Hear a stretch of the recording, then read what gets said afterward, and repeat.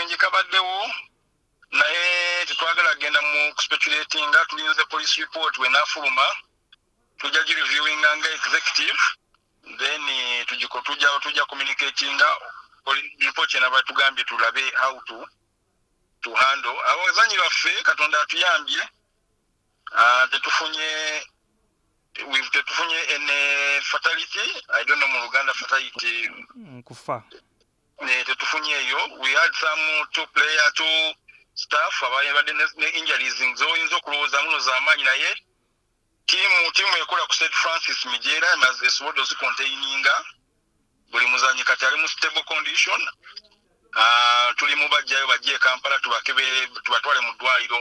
twongere okubekebejja so tujja kukola assessment wano nga batuse Kampala enkya then tulabe omupiira tucommunicatize ne bakama baffe ku FA ku FUFA omupiira bagusazizaamu